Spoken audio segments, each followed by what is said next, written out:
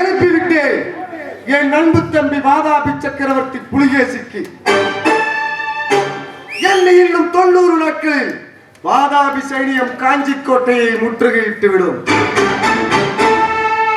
கோட்டையை கொண்டு கோட்டையை அழைத்திருக்கும் மகேந்திரா, ஆட்டம் கண்டு விட்டதா உனது ஆட்சி?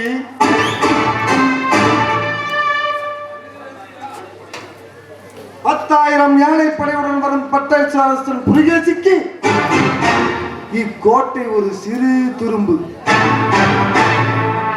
படைபலமின்றி கோட்டைக்குள் புகுவதை தவிர உனக்கு வேறு வழி இல்லை.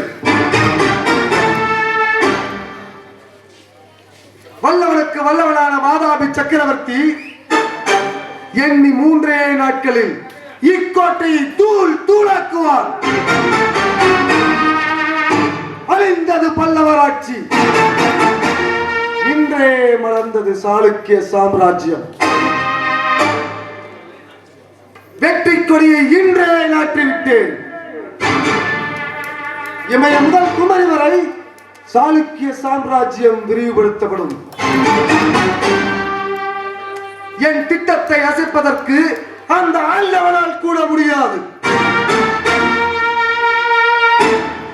கலைவெறி பிடித்த ஆயன சிற்பியோ என் வலையில் வீழ்ந்து விட்டான். அப்பாவியான பரஞ்சோதி காஞ்சிக்கு கல்வி கற்க வந்தார். ஆனால் அவளையே காஞ்சிக்கு காவலாக மாற்றி ஓலை எழுப்பிவிட்டேன். பரம சாதுவாக வேடமிட்டு திரியும் இந்த நாகநந்தியின் திட்டத்தை அறிவதற்கு இந்த உலகத்தில் எவனுமே இன்னும் பிறக்கவில்லை. வாழ்க மகா சக்கரவர்த்தி புலிகேசி, வளர்க சாளுக்கிய சாம்ராஜ்யம்.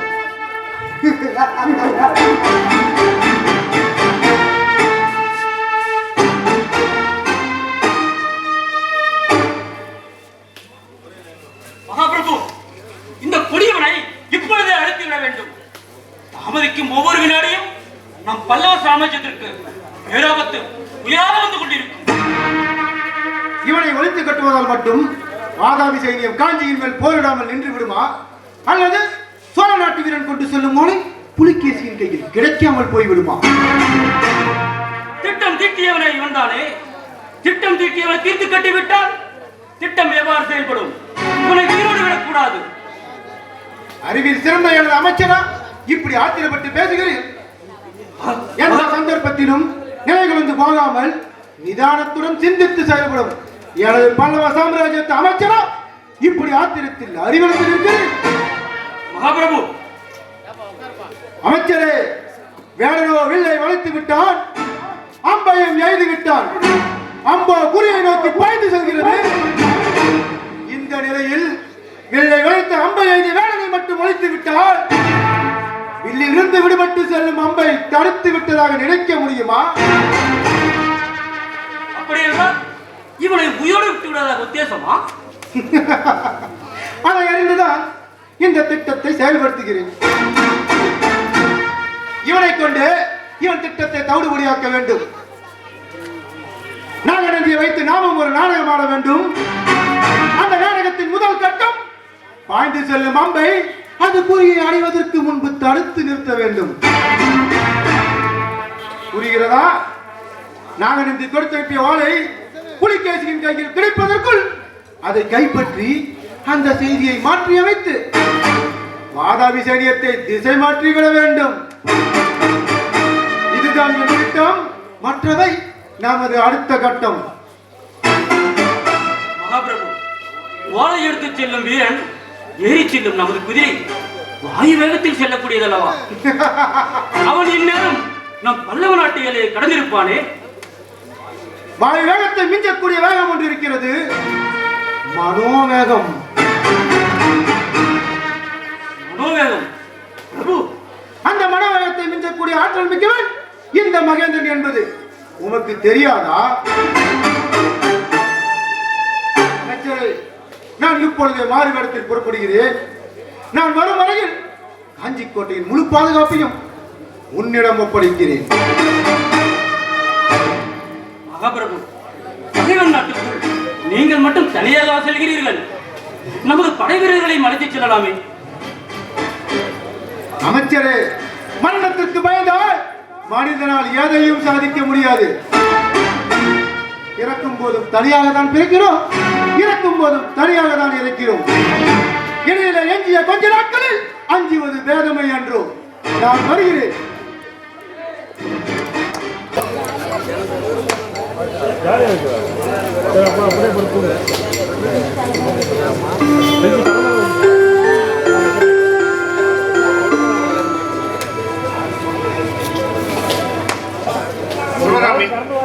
கால்களின் அமைப்பு அற்புதமாக அமைந்துவிட்டது. முகபாகவத்தின் கைகளையும் சற்றே மாற்றி அபிநயம் பிடித்து காட்டம்மா.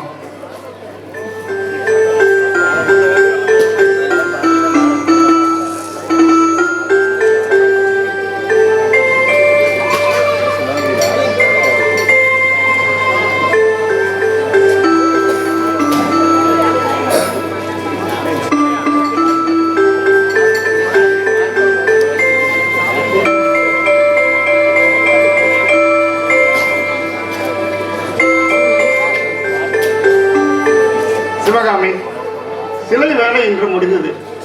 நீ சென்று ஓய்வு எடுத்துக்கொள். கொஞ்ச நேரம்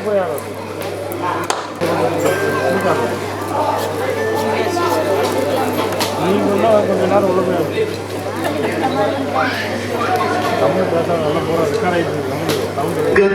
முகமெடுத்து சந்தனத்தில் உடலெடுத்து மங்கை என்று வந்திருக்கும் மலரோ நீ மாலை நேரம் பொன் மஞ்சள் நிலவோ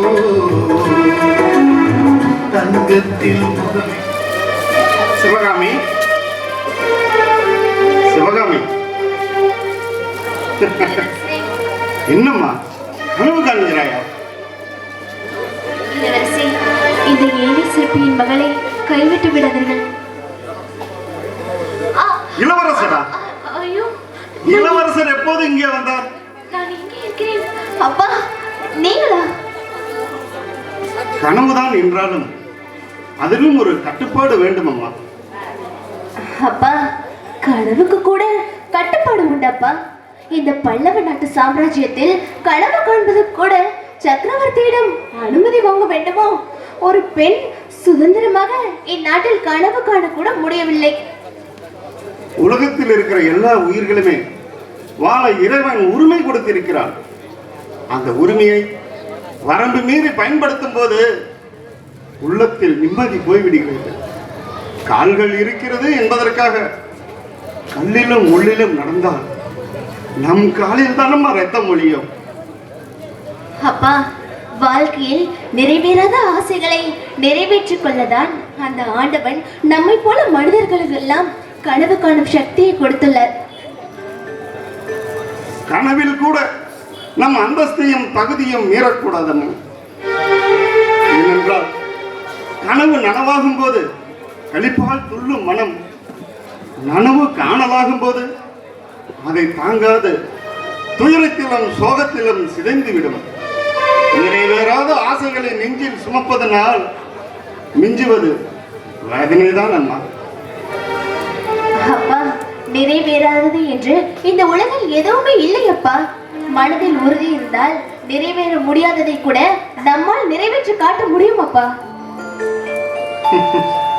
சிவகாமி, கார்முகிலை கண்டு காணமயில் தோகை விரித்தாடலாம், அதில் தவறில்லை. ஆனால் கார்முகிலோடு கைகோர்த்து வான வீதியில் பவனி வர ஆசைப்பட்டால் அது காணல் நீரை பருக நினைத்த பாலைவனத்து மானின் சோக கதையாகத்தான் முடியும். அப்பா, காட்டிலே பிறந்து அந்த வேட்டுவனம் குறைவுகளாம் வள்ளியை வேலவனாம் முருகன் மனமுடித்து மனைவியாக்கிக் கொள்ளவில்லையா? இறைவனின் நாடகம் கதையாக கேட்கும்போது சுவையாகத்தான் இருக்கும். அது மனித வாழ்க்கைக்கு பொருந்தி வராத தத்துவம் அம்மா. உதயசூரியனை கண்டு முகமலரும் செந்தாமரை அந்த கதிரவன் கழுத்தில் மாலையாக தவள ஆசைப்பட்டு தடாகத்து நீரை விட்டு தாவி வந்தால் வேறிருந்து சருகாகி விடாதா? அப்பா, கதிரவனின் இதயத்தில் காதல் என்ற ஒரு அன்பு இருந்தால் போதும். அந்த சுட்டெரிக்கும் கதிர்களை விட்டெறிந்து விட்டு தடாகத்து தாமரையை கட்டி அணிக்க முடியாதா? கற்பனை அழகான காவியமாகலாம். வாழ்க்கையே கற்பனையாக நினைத்தால் வருவதை தாங்கிக் கொள்ள முடியாதம்மா. கரையிலிருந்து கடலை பார்ப்பதற்கு அழகாகத்தான் இருக்கும். தாகத்திற்கென்று ஒரு வாய் நீர் பருக முடியுமா? கண்ணுக்கு அழகாக தெரிவதெல்லாம் கையால் தொட்டு பார்க்க முடியுமா? அப்பா, நம்பிக்கையின் பேரில் கட்டப்பட்டதுதான் மனித வாழ்க்கை. அப்படி அந்த நம்பிக்கை நாசமாக வாழ்க்கை திசை மாறி போகும்போது எல்லாம் அந்த இறைவன் செயல் என்று எண்ணி நாமும் நம் மனதை கல்லாக்கிக் கொள்ள வேண்டியதுதான். சிவகாமி, இந்த சின்ன வயதில் வாழ்வின் வெறுப்பு விருப்புகளை நீ இந்த அளவிற்கு புரிந்து கொண்டதற்கு என் மனம் மகிழ்கிறது. ஆனால் இந்த ஏழை சிற்பியின் மகள் பல்லவ சிம்மாசனத்தை தொட்டு கூட பார்க்க முடியாது என்று தெரிந்தும் எட்டாத நிலவை கையில் தொட்டால்தான் உணவருந்துவேன் என்று அழுது அழுது அடம்பிடிக்கும் இந்த குழந்தையின் பிடிவாதம் எதற்கு? அப்பா, ஒன்று மட்டும் நன்றாக புரிந்து கொள்ளுங்கள். காலம் காலமாய் அழியாத அன்பிற்கு பெயர் பிடிவாதம் தானப்பா. இறைவா, நிறைவேறாத ஆசைகளை என் மகளின் நெஞ்சத்தில் ஏன் புகுத்தினார்? காலமெல்லாம் கலைமகளின் திருவடியில் கலை தொண்டு புரிய வேண்டிய என் மகளை காதல் என்னும் சூறாவளியில் சிக்கிய வெண்புறா ஆக்கிவிட்டாயே, வெண்புறா ஆக்கிவிட்டாயே.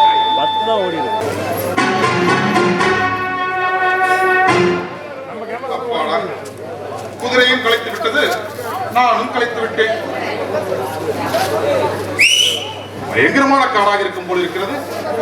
சரி, காடாக இருந்தால் என்ன, நாடாக இருந்தால் என்ன, கட்டை கீழே போட வேண்டியதுதான். குதிரை தம்பி, பயங்கரமான காடாக இருக்கிறது. காட்டு மிருகங்கள் ஏதாவது வந்துவிடப் போகிறது, பார்த்துமே. தீனி கிடைத்து விட்டது எனக்கு. சரி, காலையை பார்த்துக் கொள்வோம்.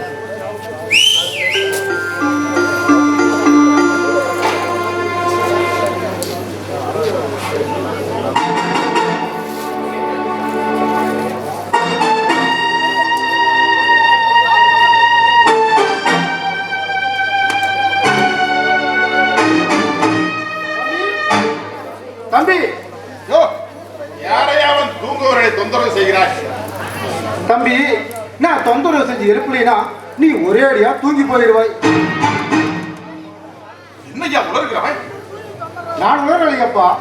நீ இருக்கும் இடம் எவ்வளவு பயங்கரமான காடு தெரியுமா?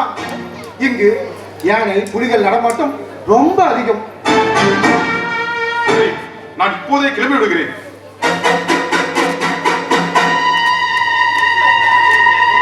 தம்பி, இந்த நள்ளிரவு நேரத்தில் பயணம் செய்தால் காட்டு புலிகளுக்கு தான் இரையாக வேண்டும். ஐயோ, நான் என் தாய்க்கு ஒரே மகனாயிற்றே. அதே மொட்டைத்தலை சாமியாரே, என்னை கட்டை பிரம்மச்சாரியாகவே கைலாசத்திற்கு அனுப்புவதற்கு திட்டம் போட்டு காட்டிற்கு அனுப்பினாயா?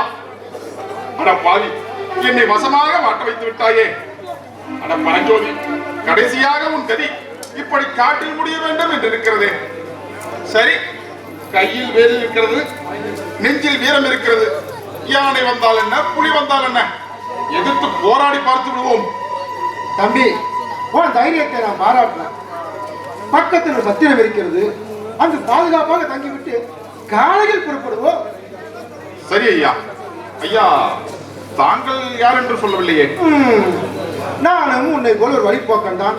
ஒருவருக்கு ஒருவர் துணை. என்னால் உனக்கு எந்த தொந்தரவும் வராது. பாராசாரி, என் குதிரையின் பெயர் உனக்கு எப்படி தெரிந்தது? குதிரைக்கு சொந்தக்காரனே நான் தான். குதிரைக்கு சொந்தக்காரன் நீயா? அதெல்லாம் போக போக புரியும். புறப்படு என்னோடு.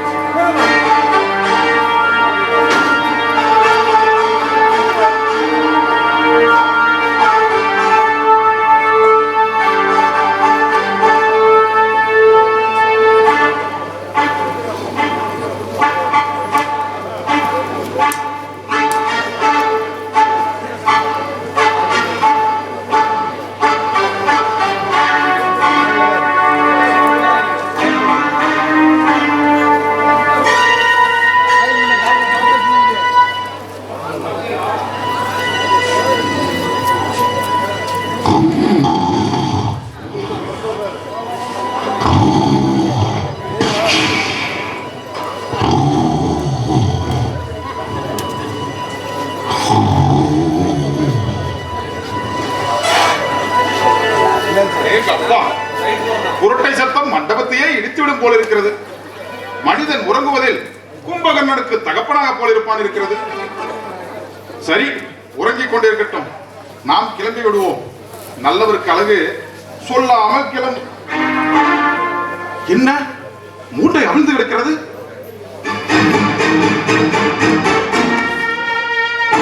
ஓலையை வேறு காணவில்லை. இங்குதானே வைத்தேன். எங்கு போயிருக்கும்? எங்கும் போகவில்லை, இங்கேதான் பத்திரமாக இருக்கிறது. அட துரோகி, இதற்குத்தான் எனக்கு துணையாக வந்தாயா? துரோகத்தை நீ செய்துவிட்டு என்னைய துரோகி என்கிறாயா? காஞ்சிக்கு கல்வி கற்க வந்த நீ பகைவனுக்கு நாட்டை காட்டிக் கொடுக்கும் துரோகி ஆகிவிட்டாய். சோழ நாட்டில் பிறந்த உன்னுடைய ரத்தத்தில் எப்படி நுழைந்தது இப்படி ஒரு துரோக எண்ணம்? இனி ஒரு முறை துரோகி என்று என்னை சொன்னால் உன் நெஞ்சை பிளந்து விடுவேன். நீ கொண்டு வந்த ஓலையில் என்ன எழுதியிருக்கிறது தெரியுமா? புத்தபிச்ச ஆயனாருக்காக எழுதி கொடுத்த ஓலை, சித்திரம் எழுதுவதற்கு, வர்ணச்சேர்க்கையின் ரகசியத்தை தெரிந்து கொள்வதற்காக கொடுக்கப்பட்ட ஓலை. பைத்தியக்காரா, நீ ஏமாந்தது மட்டுமல்லாமல் என்னையும் ஏமாற சொல்கிறாயா? ஓலையில் இருப்பதை படிக்கிறேன், நன்றாக கேட்டுக்கொள்.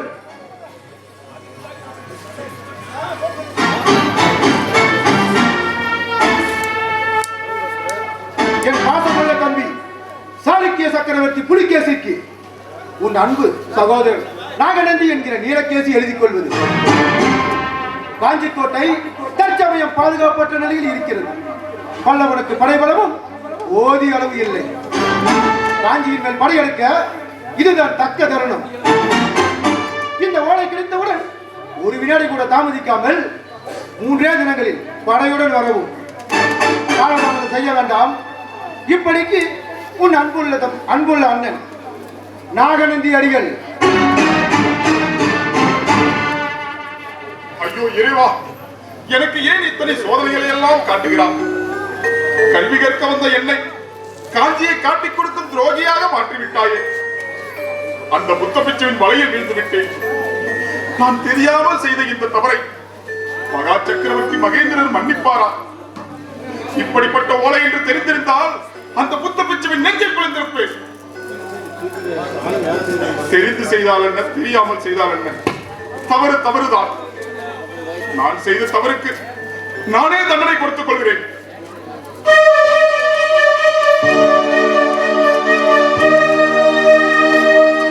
ஐயா, என்னை தடுக்காதீர்கள், என்னை விட்டுவிடுங்கள். இந்த துரோகி இனியும் உயிரோடு இருக்கக்கூடாது. தம்பி, உன் நேர்மையும் வீரத்தையும் பாராட்டுகிறேன். உன்னை போன்ற நேர்மையும் வீரமிக்க இளைஞர்கள் தான் இப்பொழுது எனக்கு தேவை.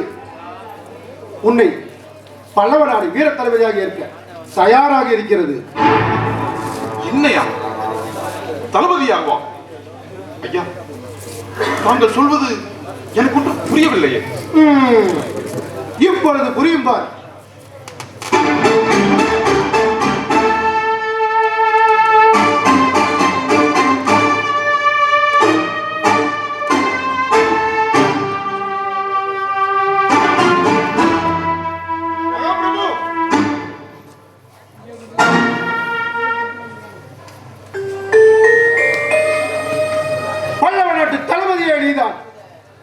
மதையானையை ஒரே வேல்வீச்சில் அடக்கிய மாவீரன் நீ. பகைவனின் ஏனைப்படையை அடக்குவதற்கு பல்லவ வீரர்களுக்கு வேலியுரிய பயிற்சியை நீதான் கற்றுக் கொடுக்க வேண்டும். பரஞ்சோதி, என் வேண்டுகோளை ஏற்றுக்கொள்வாயா? மகாபிரபு, என் உயிரையே உங்கள் காலடியில் வைக்கிறேன். இனி எனக்கு தாய், தந்தை, குரு, கடவுள் எல்லாமே நீங்கள் தான். இனி பல்லவ நாட்டை எந்த சக்தியாலும் அளிக்க முடியாது. பரஞ்சோதி, நீ நீடூழி வாழ்க. அறிவு கூர்மையாலும் வடதிசையிலிருந்து கடல் என படையெடுத்து வந்த வாதாபி புலிகேசி சக்கரவர்த்தியின் பெரும் படையை தடுத்து நிறுத்திவிட்டார். 6 மாத காலமாக தன் பெரும் படையோடு வடபெண்ணை ஆற்றங்கரையில் பாசறை அமைத்து தங்கி இருக்கிறான். தன் அண்ணன் புத்தபிச்சு நீலகேசியிடமிருந்து எப்பொழுது ஓலை வரும் என்று ஒவ்வொரு வினாடியும் போர் வெறியுடன் காத்திருக்கிறான்.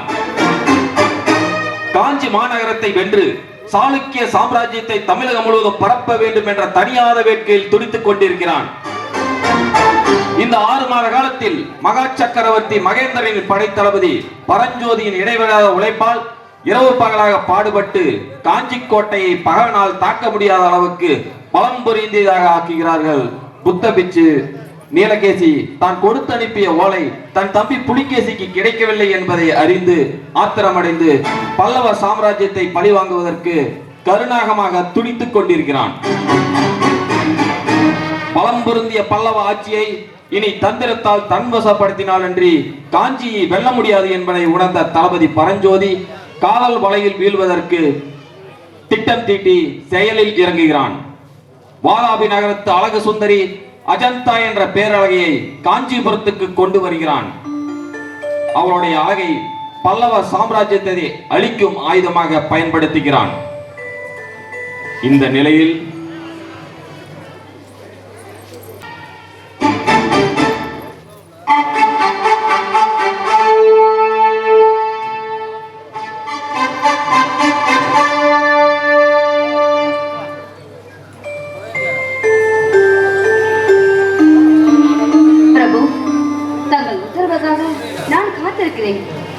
அஜந்தா, நீ பிறந்த மண்ணுக்கு, உன்னை பெற்றெடுத்த தாய் திருநாடாம் இந்த சாளுக்கிய நாட்டிற்கு உன்னை அர்ப்பணித்துக் கொள்ளும் நேரம் வந்துவிட்டது. பிரபு, இமயம் முதல் குமரி வரை இந்த பாரத கண்டம் முழுவதும் என் காலடியில் கிடக்க வேண்டும். பாரத கண்டத்தின் மகா சக்கரவர்த்தியாக நானே முடிசூட்டிக் கொள்ள வேண்டும். வருங்கால சரித்திரத்தில் மகா சக்கரவர்த்தி என்ற பெயர் எனக்கு மட்டுமே இருக்க வேண்டும். வருங்கால புராணத்தில் எந்த பக்கத்தை புரட்டினாலும் என் புகழ் மணக்க வேண்டும். கல்வெட்டுகள் எல்லாம் என் வீர சாகசங்களை கவிபாட வேண்டும். காலத்தால் அழிக்க முடியாத காவியமாக என் கீர்த்தி மலர வேண்டும். இந்த உலகம் உள்ளவரை என் புகழ் நீங்காது நிலைத்திருக்க வேண்டும்.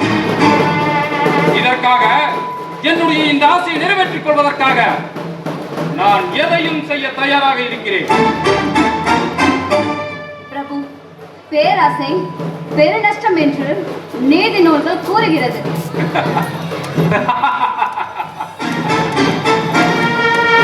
நீதி நூல்கள் கோழைகளின் துவளல், துணிவற்றவனின் உளறல்.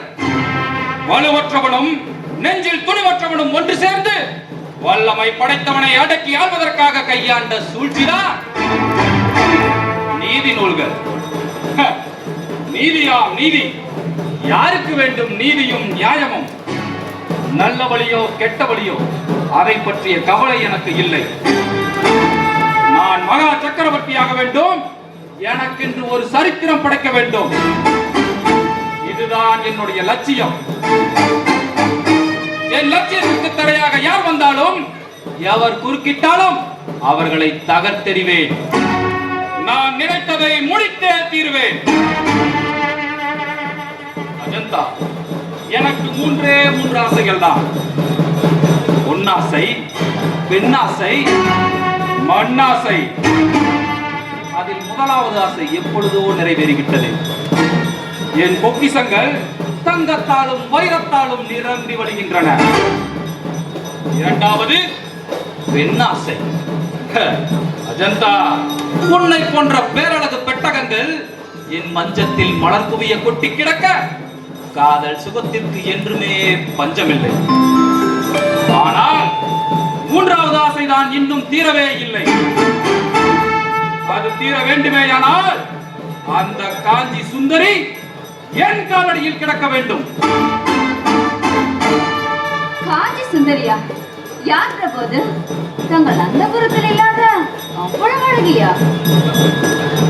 நான் சொல்வது பெண்ணழகை அல்ல, மண்ணழகை.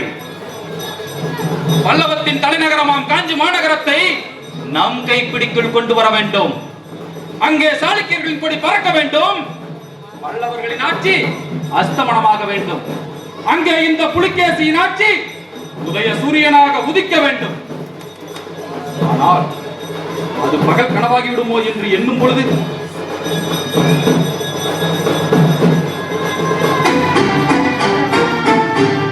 கடலென படையும் அரசியல் சாணக்கியத்தை மிஞ்சும் அறிவு திறன் கொண்ட தங்கள் தமையனான் தங்கள் கூடவே இருக்கும் போது வெற்றி தேவரை உங்களை கட்டி அணைத்துக் கொண்டேதான் இருப்பார். அஜந்தா, காஞ்சி கோட்டையின் பாதுகாப்பு பல்லவ தளபதி பரஞ்சோதியிடம் இருக்கும் வரை காலமெல்லாம் படையெடுத்தாலும் கோட்டை சுவற்றிலிருந்து சிறு கல்லை கூட அசைக்க முடியாது. காஞ்சி கோட்டை நமக்கு அடிபணிய வேண்டும் என்றால் முதலில் அந்த பல்லவ தளபதி பரஞ்சோதி நமக்கு அடிமையாக வேண்டும். அது உன்னால் தான் முடியும். 1000 வீரர்களால் வெற்றி கொள்ள முடியாத பல்லவ நாட்டு தளபதி பரஞ்சோதியை என்னால், அதுவும் ஒரு பெண்ணால் கடுமையாக்க முடியுமா? நீ பெண்தா, ஆனால் பேரழகி. 1000 வீரர்களின் வாழ்முனை சாதிக்காததை கூட ஒரு அழகியின் விழிமுனை சாதித்திருக்கிறது என்பதற்கு சரித்திரத்தில் சான்றுகள் ஏராளம் ஏராளம். மன்னாதி மன்னர்கள் எல்லாம் மங்கையின் காலடியில் மண்டியிட்டு மடிந்தார்கள் என்பதற்கு சரித்திரமே ஆதாரம். வீராதி வீரர்கள் எல்லாம் பெண்களின் விழிவீச்சை தாங்கிக் கொள்ள முடியாமல் பெட்டி பாம்பாக அவர்கள் காலடியில் ஒட்டிக்கொண்ட கதை உனக்கு தெரியாதா? அல்லது முற்றும் துறந்த முனிவரிலேயே முற்றிய முனிவர் விஸ்வாமித்திரரே மேனகியின் அழகில் மயங்கி தவம் கலைந்து நிலை குலைந்து அவள் பாதங்களில் சரணடைந்து தவ வலிமை இழந்த சரித்திரம் உனக்கு தெரியாதா? அல்லது இந்த உலகையே உண்டாக்கி உணவளித்து காத்து வரும் பரமேஸ்வரனே பார்வதியின் அழகில் மயங்கி தன் உடலில் சரிபாதியை பெண்ணுக்கு தந்தானே அந்த புராண கதை பிறந்ததே பெண்களின் அழகால் தான். பிரபு, அப்படி என்றால் என் அழகால் பல்லவ தளபதி பரஞ்சோதியை என்னால் அடிமையாக்க முடியும் என்று நீங்கள் கூறுகிறீர்கள். அடிமையாக்குவது மட்டுமல்ல, அழிக்கவும் முடியும் உன் அழகால். அஜந்தா, நீ இப்பொழுதே காஞ்சி கோட்டைக்கு புறப்பட வேண்டும். உன் வருகையை எதிர்நோக்கி என் அண்ணன் நாகநந்தி அடிகளார் அங்கே காத்திருப்பார். அவர் உன்னை ஆயன சிற்பியின் மகள் சிவகாமியிடம் அறிமுகம் செய்வார். அஜந்தா, அங்கேதான் உன் அரசியல் சதுரங்கத்தை ஆரம்பிக்க வேண்டும். சிவகாமியை காண இளவரசன் நரசிம்மன் வருவான். அவனுடன் தளபதி பரஞ்சோதியும் வருவான். அஜந்தா, உன் அழகு வலையை விரிக்க வேண்டும், அதில் பரஞ்சோதியை பிடிக்க வேண்டும். பிரபு, என் வலையிலிருந்து அவன் விலகிக் கொண்டான். அவன் என்ன முற்றும் துறந்த முனிவனா அல்லது தலைநரைத்த கிழவனா? உன்னை கண்டு விலக பருவ துடிப்பு மிக்க காளையவன் வருக ஓடி வருவான். உன் அழகை அவன் நெஞ்சில் பாய்ச்சி விடு இந்த வாளை.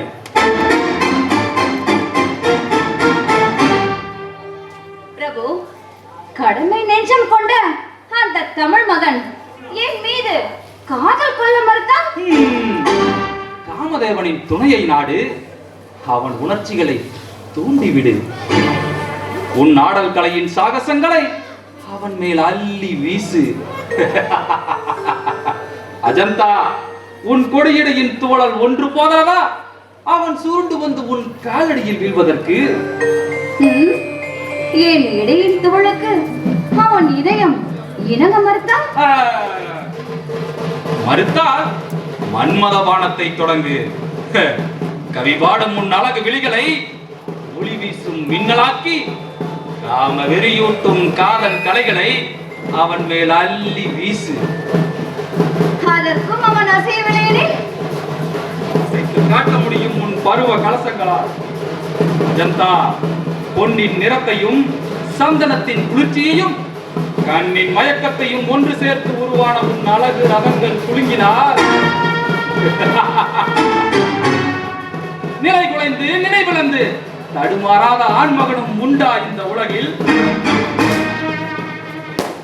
பிரபு, ஒருவேளை இதற்கும் அவர் பணிய மறுத்தால் மலரில் ஒரு மதுவை விட இன்பத்தை வாரி வழங்கு. அந்த இன்பரசத்தை பருகிய பின்பு பரஞ்சோதியின் இதயத்திலிருந்து பல்லவ நாட்டின் பாசம் பறந்தே போய்விடும். பருவதாகத்தான் உன் பாதங்களில் சரணடைந்து கிடப்பான் பரஞ்சோதி.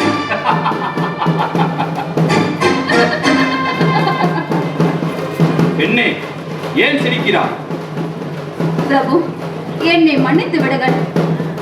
தமிழ் மண்ணில் பிறந்து வளர்ந்த தானிய தலைவன் உள்ளத்தில் சபலத்தை ஏற்படுத்த எந்த பெண்ணாலும் முடியாது. தமிழ் இலக்கியத்தில் இல்லாத காதல் ரசமா அல்லது மோதல் கலையா? காளைய பருவம் என்றாலும் அவர் கண்ணிலே அவர் கடமையை வைத்துக் கொண்டிருக்கும் போது அந்த சோழ நாட்டு வீர திருமகனிடம் காதல் மொழி பேசி காரியத்தை சாதிக்க முடியாது என்பதுதான் என் எண்ணம். முடியாதா அல்லது முடிகிறதா இல்லை என்பதையும் பார்த்து விடலாம். அஜந்தா, காம சாஸ்திரத்தின் கடைசி அத்தியாயத்தை பயன்படுத்தினால் சபலம் தட்டாதான் ஆண்மகனே இல்லை, இருக்கவும் முடியாது. பிரபு, காம சாஸ்திரத்தின் கடைசி சாஸ்திரம் எது என்று எனக்கு தாங்கள் கூறுகிறீர்களா? தெரிந்து கொள்ளலாமா என்றா கேட்கிறாய்? அஜந்தா, காம சாஸ்திரத்தின் கடைசி அத்தியாயமே நீதான். நானா? ஆம், நீதான். ஆனால் இப்படி அல்ல. நீலவானில் பவனி வரும் முழு நிலவாக, பிறந்த மேனியாக அவன் முன்னி நிற்க வேண்டும். அந்த அழகின் முன் அடிமையாகாத ஆண்மகனே இல்லை இந்த உலகில். பிரபு, இதற்கும் அவன் மயங்கவில்லை எனில் அவன் ஆண்மகனாகவே இருக்க மாட்டான். ஆமா, அந்த கனவுல வள்ளி வந்திருக்கணுமே. அதை ஏன்டா கேட்குறேன்? வள்ளி துள்ளி துள்ளி குதிச்சாடா ராமா. ஆமாம், கல்யாணத்துக்கு வேறு நிறைய வேலை இருக்குது. தாலி எடுக்கணும், சமையல்காரனை பார்க்கணும், மோளக்காரனை பார்க்கணும், பந்தல் செட்டுக்கு வேறு பேசணும். இப்படி தூங்கிட்டு இருந்தால் எப்படி ஆகுறது? டே ராமா, என்னடா லிஸ்ட்டு பெருசாக போகுது. நாங்கள் சிம்பிளாக ஒரே ஒரு கோயில், 2 மாலை, ஈஸியாக முடிச்சிடணும்டா கல்யாணத்தை. என்ன முதலாளி இப்படி ஒரு கஞ்சத்தனமா? டே ராமா, இது கஞ்சத்தனம்லாம் கிடையாதுடா. அது பட்டு பார்த்தினா புரியும். அதில் எதுக்கு வீணாக தண்ட செலவு பண்ணிக்கிட்டு நம்ம வந்தோமா, ஒரு மாலையை போட்டோமா, கல்யாணத்தை முடித்தோமா, போதும்டா. எதுக்குடா சோறுலாம் போட்டுக்கிட்டு? டே அரக்கலவா, நீ இந்த வயசுலேயே இந்த ஆட்டம் போடுறீன்னா என் வயசுக்கு என்ன ஆட்டம் நான் போடுவேன். அதெல்லாம் நீ கல்யாணத்தை மட்டும் நீ பண்ண, மற்றதெல்லாம் நான் பார்த்துக்கிறேன். சொல்லக்கூடாது, வர்றேன்.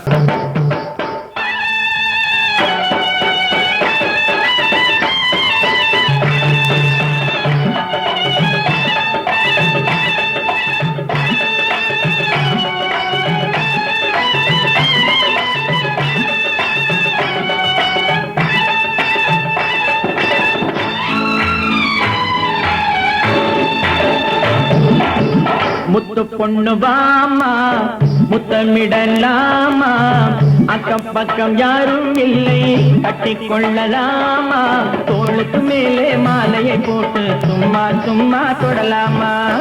முத்தமிடும் மாமா, சத்தம் செய்யலாமா, அக்கம் பக்கம் பார்க்கும் போது கட்டி கொள்ளலாமா, முன்னும் பின்னும் சொந்தமில்லாமல் சும்மா சும்மா தொடலாமா.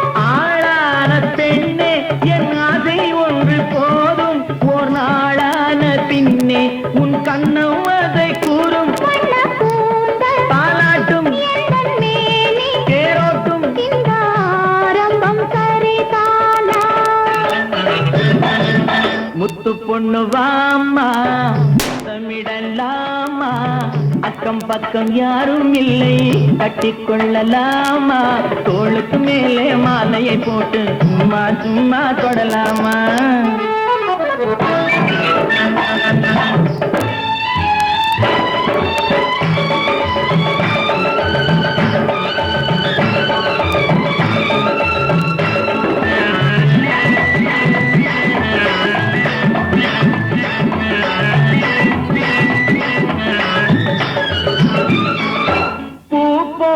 சேலை என் மேலே வந்து மோதும் உன் பொன்னே நீ கண்டு என் போதை கொஞ்சம் ஏறும்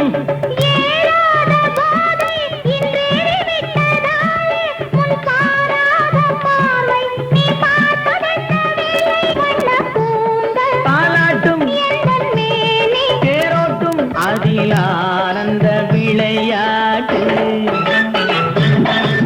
முத்து பொண்ணு வாமா முத்தமிடலாமா அக்கம் பக்கம் யாரும் இல்லை கட்டிக்கொள்ளலாமா தோளுக்கு மேலே மாலையை போட்டு சும்மா சும்மா தொடலாமா முத்தமிடும் மாமா சத்தம் செய்யலாமா அக்கம் பக்கம் பார்க்கும் போது கட்டி கொள்ளலாமா முன்னும் பின்னும் சொந்தமில்லாமல் சும்மா சும்மா தொடலாமா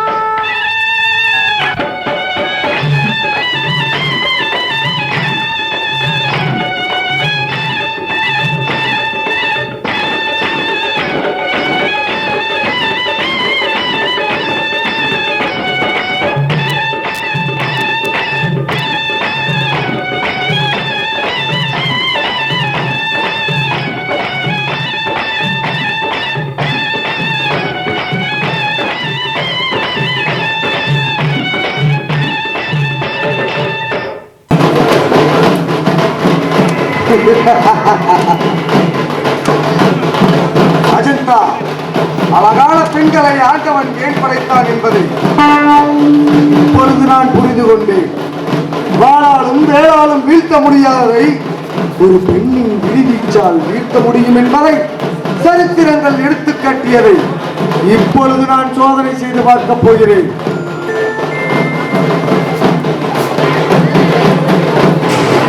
பலகீனமாக இருந்த பல்லவர்களின் காஞ்சிக்கோட்டை யானைப்படைகளால் அழிக்க முடியாத அளவிற்கு பலம் பெற்று விட்டது என்று மமதை கொண்டு மயக்கத்தில் இருக்கிறாள் மகேந்திர பல்லவ சக்கரவர்த்தி. அவனுடைய மனக்கோட்டை எல்லாம் ஒரே வினாடியில் தகர்த்தெறியும் மாபெரும் சக்தி இந்த அழகான பெண்ணுருவில் இருக்கிறது.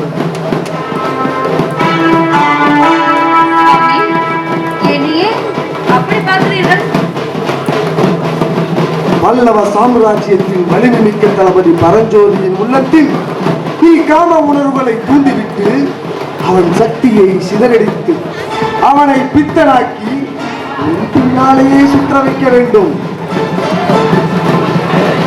காம கணைகளை இந்த அழகு விழிகளால் ஒளிய வேண்டும். வாளெடுத்து பகைவரை வீழ்த்த வேண்டிய அவன் உன் விழிவீச்சை தாங்க முடியாமல் உன் பாதங்களில் விழுந்து காதல் கவிதை பாடிக்கொண்டே இருக்க வேண்டும். அப்பொழுது வடதிசையில் இருந்து புயல போர் கொடுக்கும் இந்த வாதாபி படைகள் எப்படி என் திட்டம்? அவர் என் காம வேளையை வீழ்வாரா? வீழ்த்த வேண்டும். அங்குதான் இருக்கிறது உன்னுடைய திறமை. அவனை காதல் வலையில் வீழ்த்தி கட்டி அணைக்க வேண்டும். கட்டி அணைத்து ஆசை முத்தம் ஒன்று கொடுக்க வேண்டும். முத்தத்தின் சத்தம் கேட்டதும் அவன் செத்து மடிய வேண்டும். சுவாமி, எனக்கு ஒன்றும் புரியவில்லையே.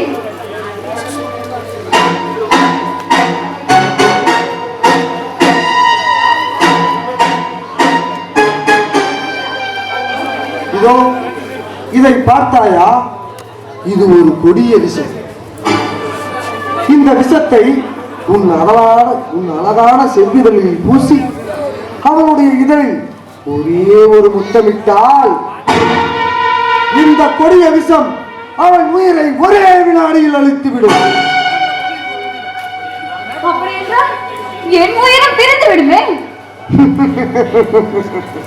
பிரியட்டுமே, அதனால் என்ன? போரிலே எத்தனையோ ஆயிரம் வீரர்கள் உயிரை விடுவதில்லையா? நாட்டுக்காக நீ ஒருத்தி உயிரை விடுவதால் இந்த உலகில் பெண்களிடமே அழிந்துவிடப் போகிறதா? சாளுக்கிய சாம்ராஜ்யத்திற்காகவே பிறந்து வளர்ந்தவள் நீ. உன்னுடைய சவால் தான் இந்த சாளுக்கிய சாம்ராஜ்யம் தலைக்க வேண்டும் என்றால் நீ செத்து மடிந்து தியாகியாவதில் நான் பெருமை கொள்கிறேன். பிரபு, அப்படி என்றால் என்னை பலியிடுவதற்காகத்தான் தாங்கள் என்னை அழைத்தீர்களா? பேதை பெண்ணே, உன்னை படைத்த அந்த ஆண்டவனால் கூட என்னை மீறி உன்னை தொட்டு பார்க்க முடியாது. ஆழகால விஷத்தை முறிக்கும் அற்புத மூலிகை என் கையில் இருக்கிறது. கவலைப்படாதே. அப்படி என்றால் இப்போது அதை என்னிடம் கொடுத்து விடுங்கள். தளபதி பரஞ்சோதியை முத்தமிட்டு வீழ்த்திய அடுத்த வினாடியே நான் உன் விஷத்தை முறித்து காப்பாற்றுவேன். கவலைப்படாதே, என்னை நீ நம்பு. சுவாமி, இப்பொழுது நான் எங்கு செல்ல வேண்டும்? என்னை பின்தொடர்ந்து வா.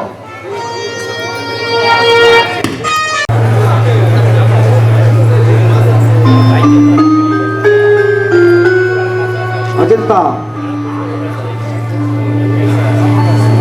உன்னுடைய கைத்தேர்ந்த திறமையை காட்டுவதற்கு இதுதான் அருமையான சந்தர்ப்பம். இன்னும் சிறிது நேரத்தில் இந்த வழியாக தளபதி பரஞ்சோதி வருவார். ஜாக்கிரதை, நான் சொன்னபடியே நடந்து கொள். மற்றதை நான் பார்த்துக் கொள்கிறேன்.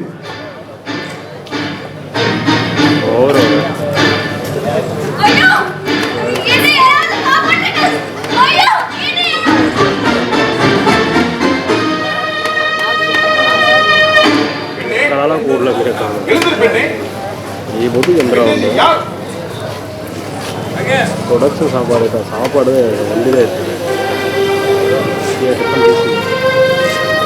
அண்ணா, யார் இந்த பெண்? ஏன் கீழே கிடக்கிறாள்? ಮುಳುಗಲ್ಲ ಅವೆಲ್ಲ ಓದ್ತಾಡ ಅಂಟಾನ್ చెప్పి ಹೇಳಿದ್ರು.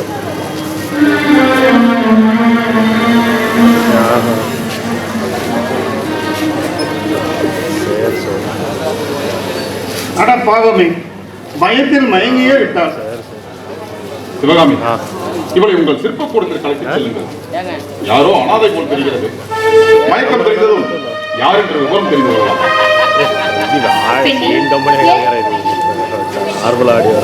சிவகாமி, அவள் எழுந்திருக்கும் நிலையில் இல்லை.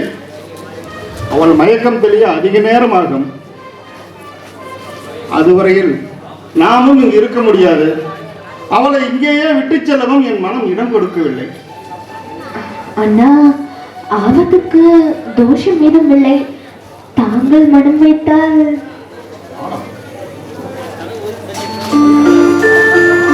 உன் விருப்பம் போல் செய்கிறான்.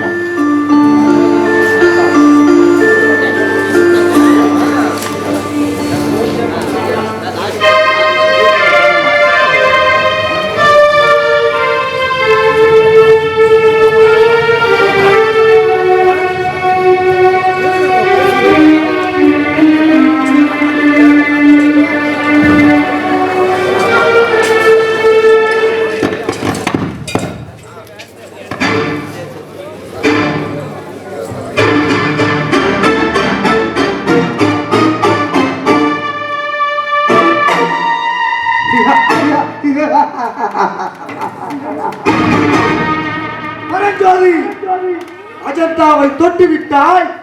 இனி உன் கதை முடிந்தது.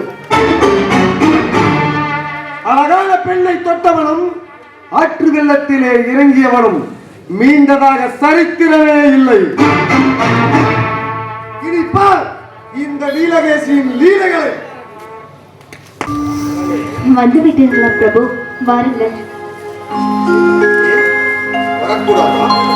அப்பப்பா, எப்பொழுது பார்த்தாலும் தங்களுக்கு என்னை வேதனைப்படுத்தி பார்ப்பதே வேலையாய் போயிற்று.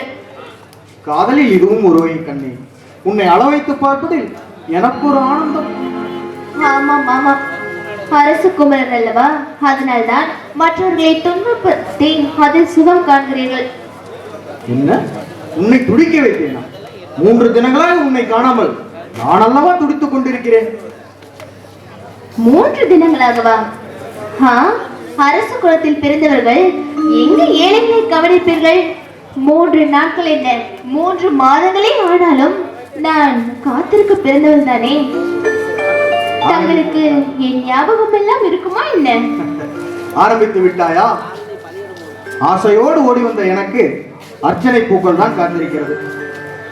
அடடா, கண்களில் கடலாகி நீரை கொட்டுகிறது. பாராளும் மன்னரின் மகனை காதலித்தால் அழாமல் சிரிக்கவும் முடியும். வானவில்லை பிடித்து கொஞ்சம் விளையாட மண்ணில் தவழும் இந்த சிறுமி நினைத்தால் அது ஏக்கத்தில் தான் போய் முடியும். குப்பையிலே கிடக்கும் குண்டுமணி கோபுர கலசத்தில் ஜொலிக்க முடியுமா என்ன? நிறைவேறாத ஆசைகளை நெஞ்சத்தில் சுமந்தால் மஞ்சத்தில் உறக்கம்தான் வருமா? தடாகத்தில் உள்ள செந்தாமரை கதிரவனை பார்த்து எப்பொழுதும் காத்திருக்க வேண்டியதுதான். வான வீதியில் நடந்து சென்று கடவுளின் மார்பில் மாலை சூட காத்திருந்தால் அது கைக்கு வராது காணல் நீராகி போய்விடும். பேசி முடித்து விட்டாயா? இன்னும் பேசுவதற்கு ஏதாவது வைத்திருக்கிறாய்? பேச வேண்டிய அனைத்தும் பேசிவிடும். பேசும் தகுதியற்ற வாய் படைந்து நிற்கிறேன். நான் என்ன பேசுவது? சிவகாமி, அரசு அரண்மனை வேலை பார்த்து என் களைத்து உழைத்து விட்ட நான் உன் மனமுகம் கண்டு மனமகிழலாம் என்று ஓடோடி வந்த என்னை உன் கண்ணீர் சிந்தும் விழிகள் என் நெஞ்சத்தை துன்பத்தில் ஆழ்த்துகிறது. கண்ணே, நாடாளும் மன்னனாக பிறந்தாலும் என் நெஞ்சமெல்லாம் நிலைத்திருக்கும் அன்பு தெய்வம் நீதானே. காலத்தால் அழிக்க முடியாத காதல் நம்முடையது என்பதை காலம் உனக்கு உணர்த்தும். நேரம் வரும்போது என் நெஞ்சத்து உணர்வுகளை நீ உணர்வாய். சிவகாமி, சிந்திய கண்ணீர் முத்துக்களை சிரிப்பு முத்துக்களாக மாற்றக்கூடாதா? இதயம் பிறந்து 1000 காதல் கதை பேச வேண்டும் என்று ஓடோடி வந்த என்னை உன் அன்பான விழிகளால் பார்க்க மாட்டாயா? கொஞ்சி மொழி பேசும் கோவை கனிதல் சோக சித்திரமாக இன்னும் எவ்வளவு நேரம்தான் இருப்பது?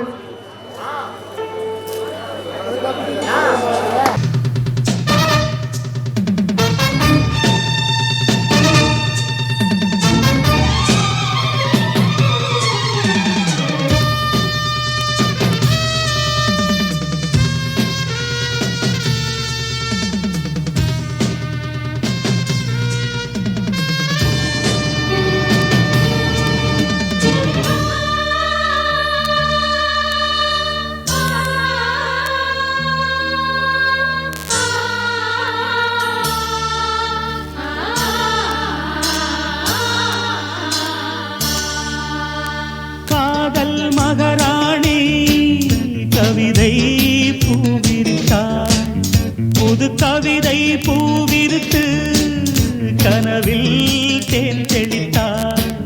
முத்து போல் சிரித்தாள், முத்து போல் மலர்ந்தாள், விழியால் இவள் கணை தொடுத்தாள். இந்த காதல் மகாராணி கவிதை பூவிரித்தாள், புது கவிதை பூவிரித்து கனவில் தேன் தெளித்தாள்.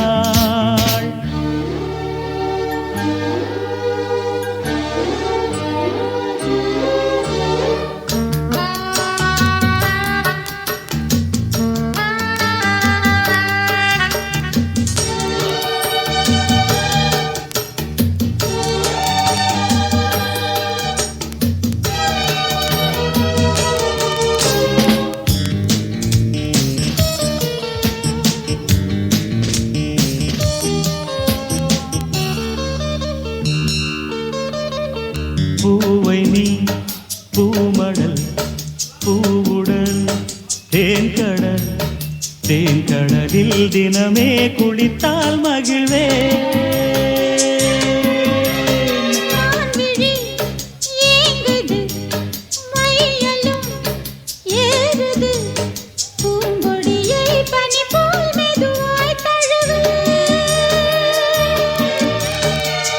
கண்ணே உந்தன் கூந்தல் ஓர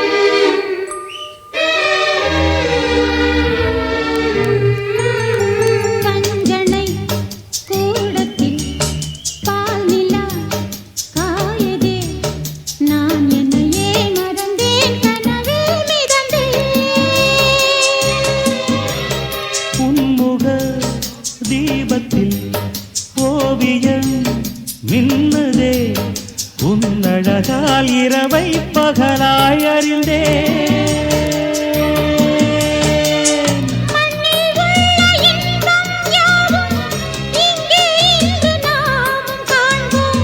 அன்பே அந்த தேவலோக சொர்க்கம் இங்கே தேடுவோம்.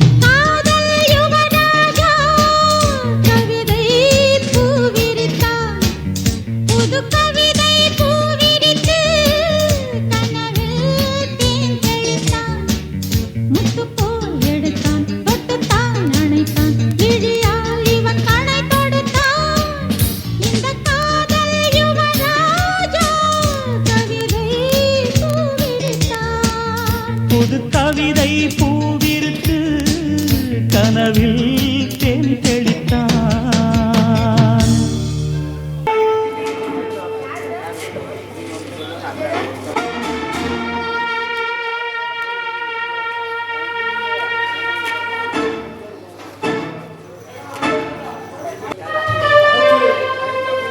நாம் பார்த்தது கனவா நனவா? நாம் இப்பொழுது பார்த்த காட்சி பொய்யாக இருக்கக்கூடாதா? ஓ கடவுளே, ஏன் என்னை இப்படி சோதிக்கிறாய்? எங்கிருந்தோ அனாதையாக வந்த சோழ நாட்டு வீரன் பரஞ்சோதி இந்த நாட்டின் தளபதியாகி தன்னுடைய உயிரையே இந்த நாட்டிற்கு தியாகம் செய்ய துடித்துக் கொண்டிருக்கிறான். ஆனால் எனக்கு பின் இந்த சிங்க சாசனத்தில் அமர்ந்து இந்த நாட்டையே ஆள வேண்டிய என்னுடைய மகன் தன்னை மறந்து நாட்டை மறந்து, கடவுளே அப்படி எதுவும் நடந்துவிடக் கூடாது. என்னால் தாங்கிக் கொள்ளவே முடியாது.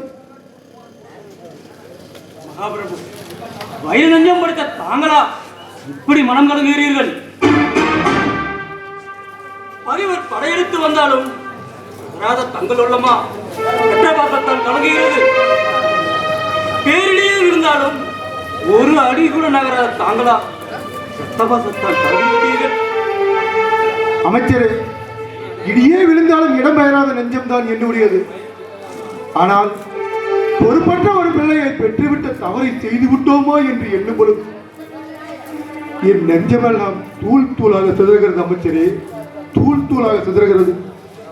மகாபிரபு, இளவரசரை பற்றிய தங்களுடைய முடிவு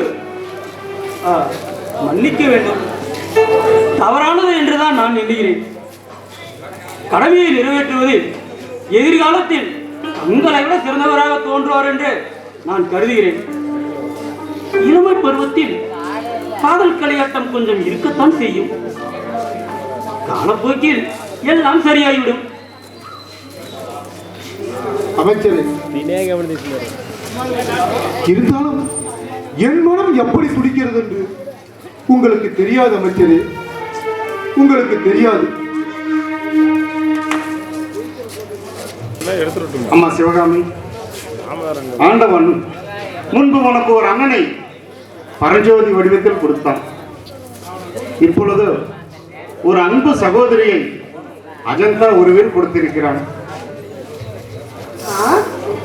என்னப்பா சொல்றீர்கள்? நீங்கள் சொல்வது எல்லாம் சரிதான். ஆனால் ஒரே ஒரு திருத்தம் மட்டும்.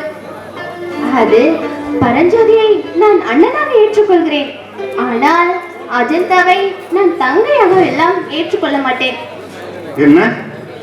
அஜந்தாவை உன் தங்கையாக ஏற்றுக்கொள்ள மாட்டாயா? யாரும் இல்லாத அனாதை பெண் இவள். நீ ஏற்றுக்கொண்டாலும் ஏற்றுக்கொள்ளாவிட்டாலும் நான் என் மகளாக ஏற்றுக்கொள்கிறேன். அப்பா, இதுவும் ஏற்றுக்கொள்ள முடியாதுதான். தாங்களும் அஜந்தாவை மகளாக எல்லாம் ஏற்றுக்கொள்ள கூடாது. சிவகாமி, ஏற்றுக்கொள்ள மாட்டாயா? ஆமாம் அப்பா. எப்படி அப்பா, நீங்கள் பேசுவது சரிதானா? இங்கு பாருங்கள், பரஞ்சோதியை நான் அண்ணனாக ஏற்றுக்கொள்கிறேன். அஜந்தாவை நான் தங்கையாக எல்லாம் ஏற்றுக்கொள்ள மாட்டேன். வேண்டுமானால் அண்ணியாக ஏற்றுக்கொள்கிறேன்.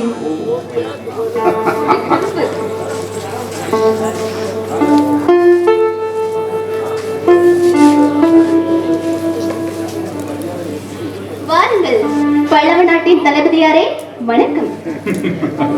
வர வர என் தங்கைக்கு குறும்பு அதிகமாகிக் கொண்டே போகிறது. சிற்பியாரே, இவளை இனியும் இப்படியே வெட்டி வைத்தால் சுத்தப்படாது. உடனடியாக திருமணத்தை முடித்தால்தான் இவள் குறும்பு அடங்கும். இவளுக்கு திருமணம்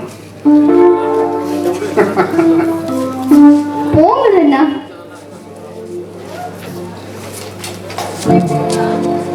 நீதானே போக சொன்னாய், பிறகு வழியில் மறிக்கிறாய். போக சொன்னேன் தான், ஆனால் இந்த பக்கம் அல்ல. பின் எந்த பக்கம்? அதோ அந்த பக்கம். அந்த பக்கமா? அங்கு என்ன இருக்கிறது? தாங்களே போய் பாருங்களேன். சிவகாமி, நீயும் வாயே. ஐயோ, நானெல்லாம் வரக்கூடாது. தாங்கள் தான் போக வேண்டும். போங்கள், போங்களேன்.